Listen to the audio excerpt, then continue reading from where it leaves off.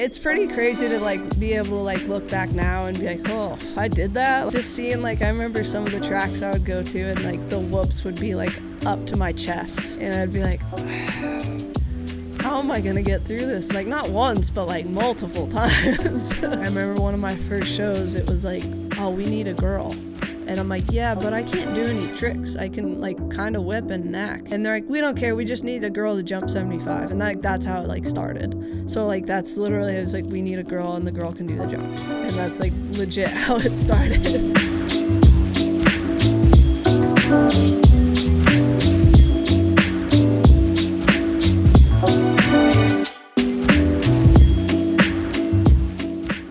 I met a gypsy.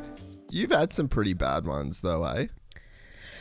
Yeah, I mean, my worst one was, I think it was the beginning of 2018. I did a show in a convention center, and it was like polished concrete, and we were spraying like Coca-Cola and like soda on the floor, and when it dries, it kind of creates like a tacky substance. Just poor decision making. We should have just like laid something else down instead of doing that, but you live and you learn on certain things like that. But yeah, I just got wheel spin and didn't even make it to the landing and just went like straight up, and last second I just didn't really have the bike because I didn't have traction off the ramp. So I was more worried about going OTB, so I just like pulled and just like kind of just tried to set myself up for a good like hit.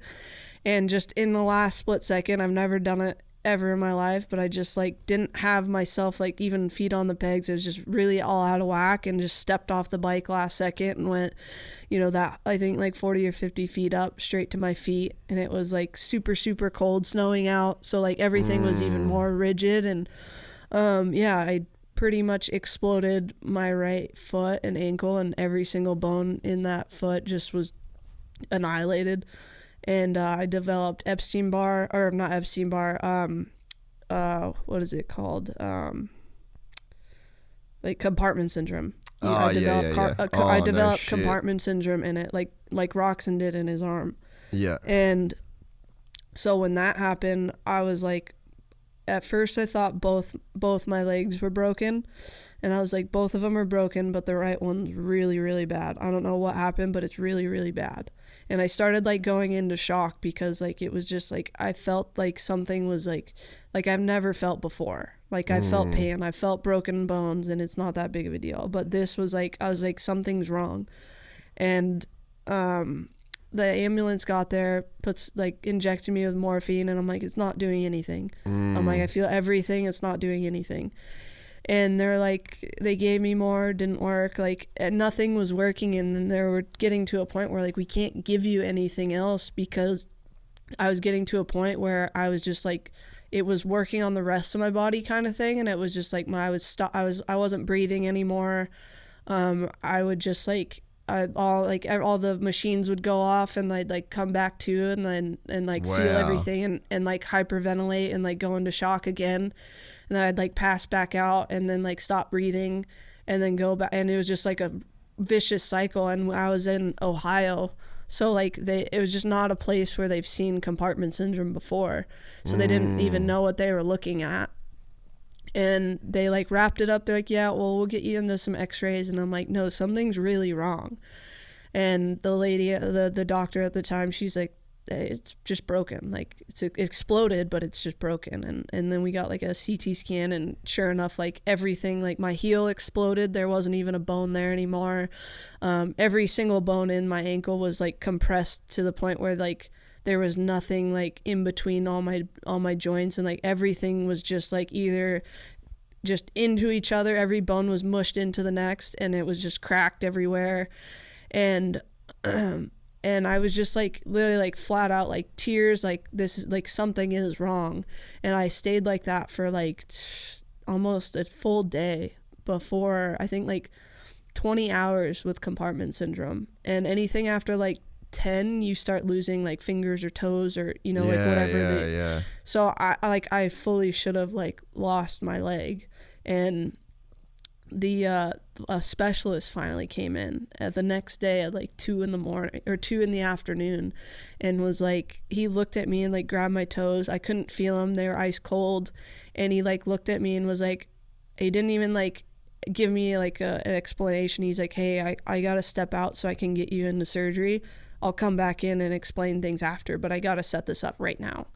And so he like stepped out and like organized the surgery to take me in, and he was like, hey, I gotta relieve the pressure right now, or I don't know like what we're gonna have. And they rushed me so quick that I like straight up remember like not even knowing like what I'm gonna wake up to. I was like, I'm like, am I gonna wake up and not have a leg? Like, I didn't know what was going on. I was so scared. And the doctor said like when he made the incision, like everything like exploded, because there was like, I remember so looking much pressure. down at, I remember looking down at my ankle, and it was like the size of I didn't even recognize it. It was like the size of like a small watermelon, like massive. And like the whole, it was just like, it didn't look like it belonged on a human body. And he like loose stitched it and like kept it open like Roxanne's arm was, like just like fully open, so it could just like release pressure. But like I remember waking up from that first surgery, and like your eyes are still like not fully adjusting, so you're just seeing like blurry stuff. But I just was like trying to like look at my leg to see if there was a leg there. Still had a leg. Yeah. Wow. And that was like the first scary step, and like they put a nerve block in, so like I was so like, well, I woke up and I had a leg, and they put a nerve block in, so I didn't feel any pain anymore. So I was just like fully like, oh, like I have my leg and I'm like in like temporary no pain. Like I know when this wears off it's gonna hurt again, but I was like, I needed a break. I was just like, I had nothing left to fight, and I was just like struggling. And that was like the first step of just like getting some type of like relief. But it was so gnarly. I'd like wake up in the middle of the night of just like a puddle of blood under my foot, and like just like so gnarly. Like it was just an unreal experience to deal with something like that. And the surgeon was like, he was actually super cool, because he straight up was like, hey, I know you're an athlete and I can fix this, but I honestly don't want to. He's like, because of like what you do, he's like, I'd rather do whatever it takes to get you to your surgeon. And I had a specialist, like I already had a specialist that I seen for my ankle already, for my other ankle. So I already had a good relationship with my ankle specialist, and we texted him and like let him know what was going on, and he requested certain scans and things like that to kind of speed up the process for when I got there. And thankfully that doctor in Ohio was like as real as they come, and was like, hey, I want to get you home to your guy so he can handle this for you, because like this is like, I can, but I don't feel comfortable. And like, which is very rare. I was gonna say, that's actually crazy that a doctor checked his ego in that sense, because you think about just being a run-of-the-mill surgeon in Ohio, like you're never gonna see something like that again. And it's like, think about all the barbecues he could have gone to, all of the, where it's like, oh man, I got this leg and I had to fix it, took this. Like it's so easy for a doctor to like want to do that, even though he probably doesn't have the skills to pay the bills. Exactly. That's where I was tripping. I was just like, man, he like fully was like, I'd rather you get to someone who can truly do this. Cause I had like 10, 12, 15 people in my room every time they took the bandage off, because they're like, we've never seen this before. So everyone wanted to come in and see. So like, I just like, it was just not a thing in where I was. So when we got organized a medical emergency flight, like through Road to Recovery, like they stepped in and helped out quite a lot. Yeah. So they got me a medical flight, and we got to the point where like this, like it drained enough to where I could get to a flight to flight home, because I couldn't even like it was the most unbearable. Like if it dropped below my foot, like everything flooded to it. Like, I mean, like if you've had a surgery, like you can feel like that blood like pumping type feeling, that it starts just like pulsating. And this was like one I've never experienced before. Like I couldn't even like have my foot down to go to the bathroom. Like it was just, it was way too much. Like I couldn't handle it, and it wouldn't, like, once it was there, I couldn't like filter it back out. So it was just like unbelievable pain that I like had to deal with. So I had to get a medical flight because it was just too risky to even fly like that. So they left everything open and just like let me fly to California to my surgeon, and my surgeon he's freaking awesome. He literally was waiting for me. He's like, I'll wait whenever you get here. I'll do it. And he went through the options with me of what to do, and he ended up putting me into, before he even fixed anything, he put me into like an external fixator. Yeah. He's like, because everything was just mashed together, he's like, there's no room for me to even like work. He's like, so we're gonna put you in that and just like try and like open your joints back up. So he just like tried to open as many joints as he could with the fixator, and after like I don't remember how long I was in one, but he had that, and I came in and he like moved it and tried to open my joints up over time. And then I think maybe a week or two later, he went in and like fixed everything, and he was just like, he's like, I stopped counting all the little pieces of your bones I was pulling out. And so like he did an amazing job for what he had to put back together. And unfortunately, it didn't even stop at that. I was supposed to only have the 3 total surgeries, and then it went into a nightmare of infections. And then I think I was at 7 or 8 weeks post-op, and like my scar had pretty much fully healed. I had like a little scab left, and I was kind of walking at this point with like one crutch, sometimes no crutches. I was kind of walking a little bit, and then all of a sudden it just like it blew up. I couldn't walk on it anymore, and then I went back in, and I actually had like a surgery in his office, and he just cut it open in his office. I was like fully awake, and just to drain it and get all that shit out. And then I just like got antibiotics, tried it, and like I went through like months and months of multiple surgeries, and like we could not get the infection out. And it was just like, it was basically a bone infection at that point. So I did multiple surgeries. He thought one of the screws was causing issues, so he pulled the screw. Then he pulled and then it was a crazy like roller coaster, because I would get to a point where I could maybe start walking again, and then I'd get off antibiotics, and then it would blow up like massive, get hot, red, and I couldn't walk anymore, and then I'd have to go back in for surgery. And I was just like, and your pain sensors like heighten. I thought it would get easier and easier, and it was just getting like to the point where just an IV in your arm I was just like excruciating pain, because everything's just so heightened. So I went through, I think, a handful of surgeries more, and they were on like my 8th surgery, getting ready to schedule me for another surgery, to a point where they were going to like cut all the skin off, shave the bone down that had finally grown back, and just leave it all open and just try and let it heal that way. And I like called Navarro, and I'm like, dude, I can't do this. Like I like physically and mentally like can't do it anymore. And I was just like, please help me. Like I can't do that surgery. Like, and it's like the extent of like, I needed in-home care, like just because of like, it was just too much. And I was just like, I physically and mentally cannot do the 8th surgery. Like, can't do it. And he's like, okay, I'll find you another option. So he found this doctor that put a PICC line in my arm, and it was just like, I could do at home antibiotics, but like gnarly antibiotics.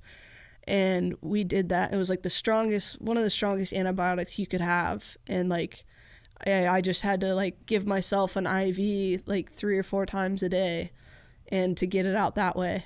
And it was just like, even then, like, and I've been on antibiotics for like, I think almost the entire year at this point. And I'm just like riddled away to like nothing. Like I normally weigh like 150, 55 pounds, and I was like at 120. Wow. So like, I was just like, I'd lost all muscle, like I lost everything, and I was just like. Were you single at that point too? No, I had one, like my ex-boyfriend at the time helping me, and then like I had roommates too that were living with me and helping me, and like my mom was at the house quite a bit helping me. So like I had people helping me at the time. So like thankfully, like there'd be no way I could have even you know, done anything, you know, by myself. But thankfully I had enough people around me to take all that on. But yeah, just endless surgeries, and like even to the point where like when I was like, it was just so frustrating because every single time I'd start walking and then I'd go back to crutches, start walking, go back to crutches, and it was just like endless. And even like the last time I went through the final like IV treatment for antibiotics, and I was just like, dude, I would just remember, I'm like, I don't think I'm gonna keep this leg. Like I just like was like, still like a year later, I'm like, I don't think I'm gonna get to keep this leg.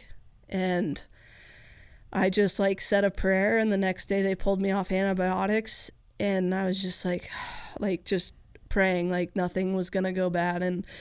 And everything like started to like nothing bad came back. And my doctors actually like cleared me to ride shortly after, and they came out to the track with me that day for my first day back. So it was like super special. And just like, I mean, I just like couldn't believe that like I was actually gonna get to like keep my leg and keep riding. Man, that is hectic. Like my brother had a real bad, like similar, like just shattered his ankle completely, dislocated it, like that. They couldn't put it back in because there was like nothing to like leverage the joint back because he dislocated it and disintegrated it. And then so he had all these surgeries, and then he got staph real bad, and it was like they ended up having to cut like a hole in his leg and put like a sponge in it and just like constantly just suck shit out of it. And that's what I had. But dude, I mean, nothing like that, what you went through. That is so fucking hectic.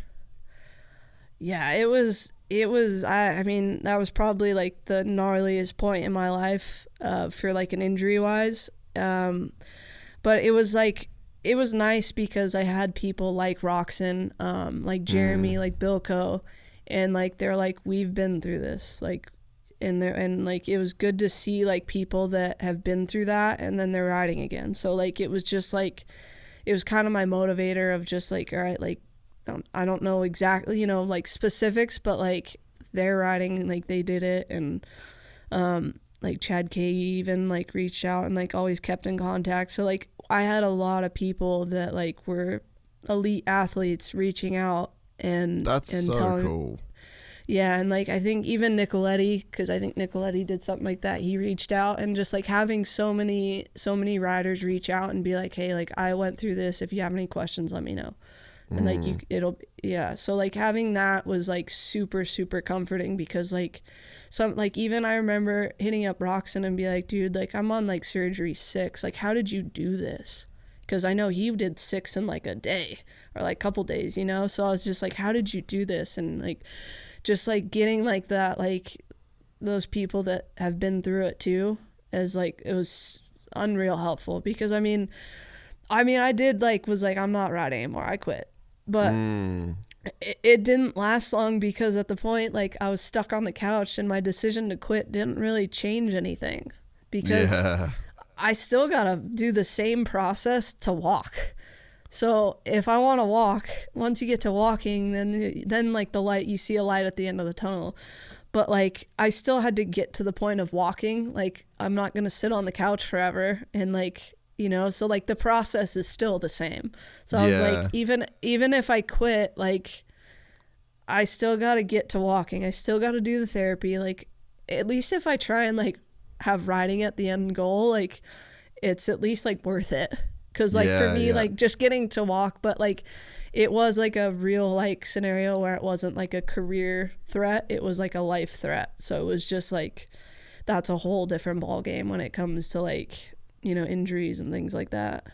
Yeah, man, it is special what the body and mind can go through for you to have to go through that injury at that time in your life, and then to like, you almost like the best parts of your riding career have come post that injury almost. It really has. I mean, that was like what like sparked everything else, is like I just started doing freestyle and doing shows, And then that happened. But I was actually getting like, you know, like I mentioned, like the rates I was trying to chase for getting paid and things like that. It was finally like coming through. And so it was just all coming together. So it was a little bit frustrating because I was finally getting what I thought where I should be. And then that happened. So then I just felt like the world was obviously just passing me by, and like just getting to sit outside in the sun was like the biggest treat I had for the day. So it was definitely humbling in many, many ways of like what life can be.